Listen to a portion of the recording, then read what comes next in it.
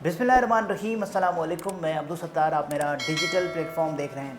शरीके जुर्म न होते तो मुखबरी करते, हमें ख़बर है लुटेरों के सब ठिकानों की। नादिया हुसैन साहिबा ने FIA में जो बयान दिया है, उन्होंने उनके अपने ही शौहर को मज़ीद फंसा दिया है, जो कि पहले ही मसाइल की एक गर्दाब में, एक दलदल में फंसे हुए थे, बल्कि धंसे हुए थे। अल-फलाह बैंक का और फ्रॉड का जो मामला है, उसमें नादिया हुसैन साहिबा के शौहर और नादिया हुसैन साहिबा का बयान, ये मैं आपके सामने पूरा रख देता हूँ। इस बयान के आने के बाद ये तो लग रहा है, सब हलकों में ये बात की जा रही है कि नादिया हुसैन साहिबा ने अपने आप को तो सेफ एंड सेव कर लिया है, लेकिन उनके जो शौहर हैं वो इस मसाइल की गर्दाब में आगे धंसते चले जाएंगे। मैं आपके सामने उनका बयान बग़ैर किसी तमहीद के रख देता हूँ। और ये कहती हैं कि मैं अपने शौहर यानी कि आतिफ़ ख़ान के अकाउंट से मुंतकिल होने वाली रकम के ज़राए से मुताल्लिक़ लाइल्मी रखती हूँ। अब देखें, नादिया हुसैन साहिबा के जिनके अकाउंट में 2,64,00,000 आतिफ़ ख़ान जो कि इनके शौहर हैं, उन्होंने भेजे। 19 बार इस रकम की ट्रांजैक्शन की गई और ये रकम कोई 2018 से 2023 तक नादिया हुसैन साहिबा के अकाउंट में भेजी जाती रही।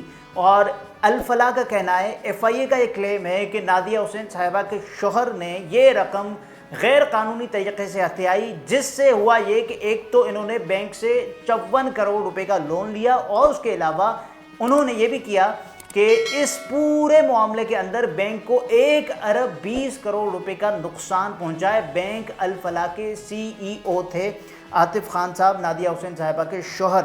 अदाकारा कहती हैं कि मैं किसी भी धोखाधड़ी की सरगर्मी में राजदार नहीं हूँ। इसका मतलब यह है कि उन्होंने अपने आप को ला ताल्लुक़ कर दिया है, डिस्क्रेडिट कर दिया है अपने शौहर से।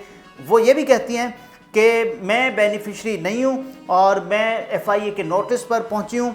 उसके अलावा नादिया हुसैन साहिबा ये भी बताती हैं कि ये जो तमाम तर डिटेल्स हैं वो FIA के सामने रख रही हैं।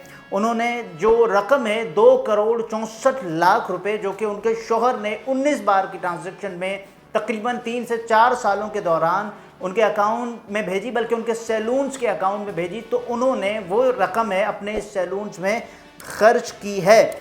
और FIA के ज़राए ये भी कहते हैं कि नादिया हुसैन और उनके शौहर के ख़िलाफ़ तहक़ीक़ात के लिए इंसदादे मनी लॉन्ड्रिंग सर्कल को भी ख़त लिख दिया गया है।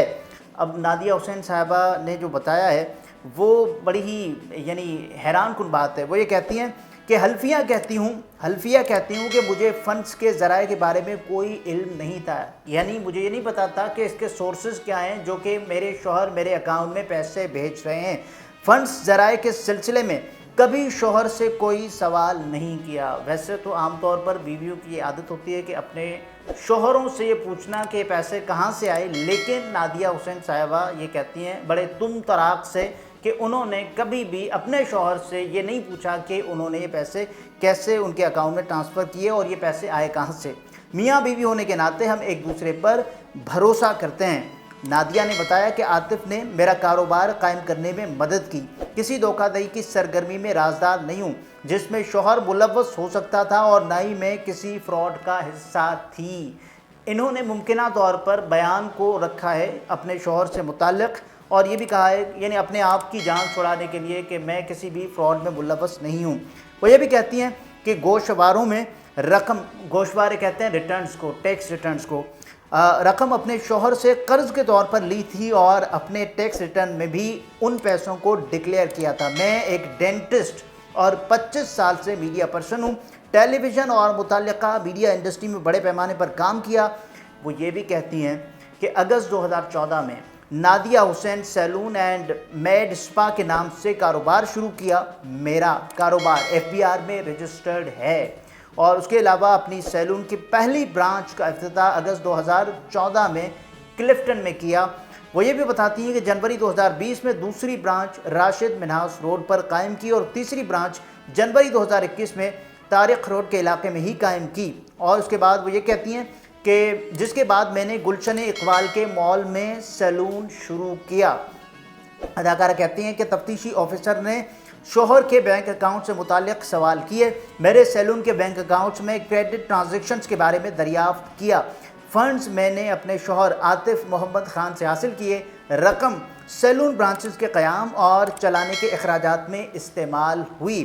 اداکارہ یہ بھی کہتی ہیں کہ جس وقت فنڈز ملے میں سیلون کی دوسری اور تیسری برانچ تیار کر رہی تھی، شوہر سے ملنے والے فنڈ سیلون کی دوسری اور تیسری برانچ میں استعمال کیے۔ اب آپ دیکھیں کہ نادیہ حسین صاحبہ جس کی ایک برانچ بنی ہوئی تھی اور جن کو شوہر نے پیسے بھیجے انہوں نے دوسری برانچ بھی قائم کر لی، تیسری بھی قائم کر لی، لیکن یہ تک نہیں پوچھا کہ سورسز کیا ہیں، اس کے سورسز کیا ہیں۔